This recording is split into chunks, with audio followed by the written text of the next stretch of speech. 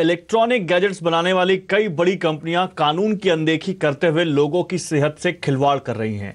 यह दावा किया है एनजीओ टॉक्सिक लिंक ने। इस संस्था ने ई वेस्ट कानून के पालन पर अपनी रिपोर्ट में बताया है कि 54 में से सिर्फ 7 कंपनियां अपने बनाए गैजेट्स के कचरे का निपटारा सही तरीके से कर रही हैं। एवरेडी, हैवेल्स और वीडियोकॉन जैसी बड़ी कंपनियों के पास ना तो कचरा वापस लेने की कोई पॉलिसी है और ना ही लोगों को इसके बारे में बताने की। Philips, Bajaj Electrics, Asus, Vivo, Voltas, Onida और सोनी का प्रदर्शन भी औसत से खराब रहा है। हालांकि एचपी, डेल, कैनन, सैमसंग ने अपना कचरा वापस लेने के लिए अच्छा काम किया है।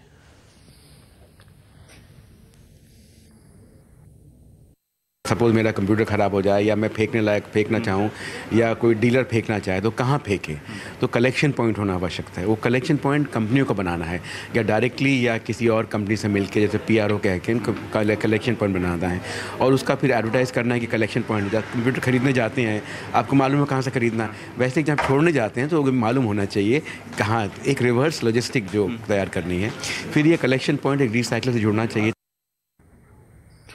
और इस मुद्दे पर और चर्चा के लिए मेरे साथ है हमारे संवाददाता रोहन सिंह और रिवर्स लॉजिस्टिक्स की एमडी राधिका कालिया। आप दोनों का स्वागत है। रोहन, में पहले आपके पास आऊंगा। टॉक्सिक लिंक की इस रिपोर्ट के बारे में और डिटेल में बताइए, क्या क्या खुलासा किया गया इस रिपोर्ट में?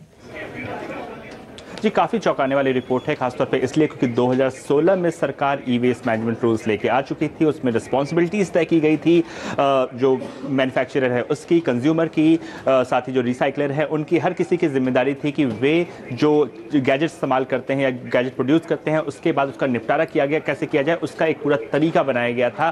3 साल से ज़्यादा हो चुके हैं और 3 साल के बाद भी इसको ज़मीन पर लागू नहीं किया गया और सभी बड़ी कंपनियाँ इसमें शामिल हैं जो कि फॉलो नहीं कर रही हैं। और एक जो चौंकाने वाली कुछ बातें हैं, मसलन 60% तो ऐसी कंपनियां हैं जिनके हेल्पलाइन पे आपको ये जानकारी नहीं मिलेगी, जो बहुत बेसिक जानकारी है कि अगर हम आपका गैजेट इस्तेमाल करते हैं तो उसके बाद हम उसको डिपॉजिट कहाँ करें। उनके पास ना कोई पिकअप या कोई कलेक्शन का कोई सिस्टम ही नहीं है।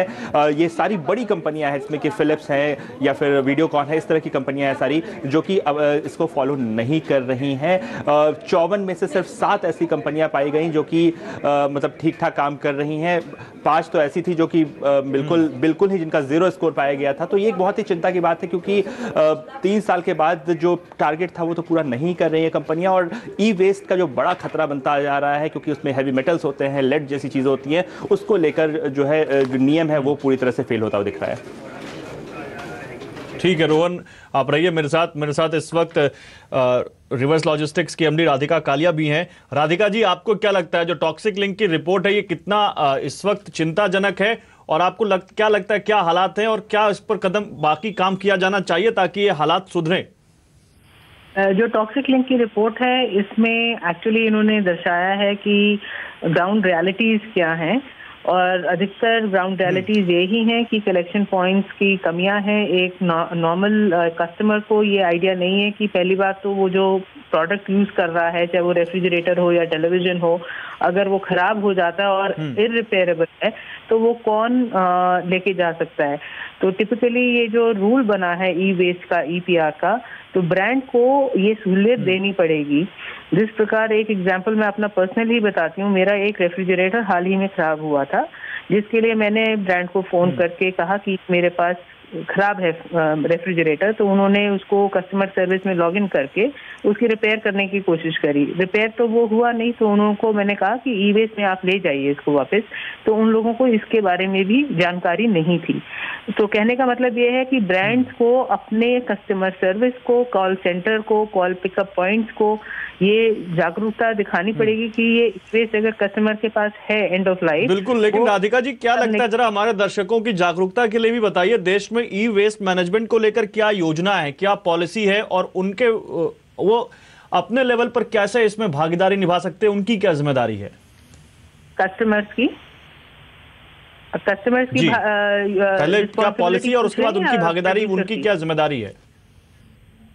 देखो, प्रोड्यूसर पहले पॉलिसी आपको कि अगर कोई प्रोडक्ट खत्म हो जाता है, एंड ऑफ लाइफ होता है, तो वो उसको कस्टमर के घर से उसको पिक करना होता है।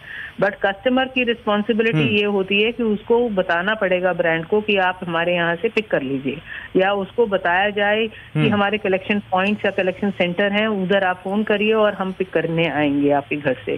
तो ये जानकारी प्रोड्यूसर को कस्टमर को देनी पड़ेगी, और कस्टमर की जब तक जानकारी में नहीं होगी वो किसी को फोन करके तो बोलेगा नहीं, उसको आइडिया ही नहीं है कहाँ पे वो अपना पुराना एंड ऑफ लाइफ प्रोडक्ट किसी को दे पाए। तो ये जिम्मेदारी तो ब्रांड की ही है। राधिका जी, मुझे लगता है जो सबसे ज्यादा फ्रीक्वेंट ई वेस्ट होता है वो जैसे फ्यूज बल्ब होते हैं, सीएफएल होते हैं, या फिर जो रिमोट या दूसरी चीजों में लगने वाली बैटरीज होती हैं, इनके मैनेजमेंट के लिए क्या करना चाहिए? सर, इनके मैनेजमेंट के लिए भी कस्टमर को ब्रांड को ही वापस फोन करके उनको वापस देना पड़ेगा। मगर सीएफएल के बल्ब में क्या होता है कि ग्लास होता है, इसकी एक प्रॉपर पैकेजिंग होनी चाहिए, नहीं तो ये टूट जाता है रास्ते में पिक करते हुए। तो उसमें थोड़ी सी कंपनियों को दिक्कत आती है मटेरियल उठाने के लिए। हाउएवर ये सॉल्यूशन तो वही है कि कस्टमर को जब वो नया बल्ब लेने जाता है तो वो पुराना डीलर या रिटेलर को पुराना देना चाहिए, क्योंकि जब एलईडी की सरकार की स्कीम आई थी उन्होंने ये स्कीम चलाई भी थी कि आप अपना एलईडी लीजिए और सीएफएल पुराना ला के दीजिए। ठीक है राधिका जी, शुक्रिया। रोहन, एक छोटा सा सवाल आपसे, सरकार के लेवल पर इस पर कुछ हो रहा है क्या? क्या कोई पॉलिसी है, क्या कुछ किया जा रहा है, या यहाँ भी ढाक के तीन पात है मामला? बिल्कुल, क्योंकि 2016 में ये पॉलिसी बनी हुई थी, उसमें साल भर साल जो है हर तीन मतलब कि पहले साल 5%, फिर अगले साल उससे ज़्यादा एक टारगेट दिया गया था हर कंपनी को। तो अब सरकार को इस रिपोर्ट के बाद ये देखना ज़रूर होगा, क्योंकि आपने कागज़ पे तो नियम बना लिए, हर किसी की जिम्मेदारी तय की, अब कर कंपनियां इसका पालन नहीं कर रही हैं तो उस पर क्या कार्रवाई की जाए, इसके लिए सरकार को अब सख्त कदम उठाना पड़ेगा। कम से कम इस रिपोर्ट का संज्ञान तो लेना ही चाहिए। ठीक है, शुक्रिया रोहन आपका इन तमाम जानकारियों के लिए। तो नियम बनाना और नियमों का पालन करवाना, ये दो अलग अलग चीजें हैं। नियम तो हैं ई वेस्ट के, लेकिन पालन किस तरह हो रहा है ये टॉक्सिक लिंक की रिपोर्ट बता रही है। हमारे सहयोगी रोहन सिंह आपको बता रहे हैं।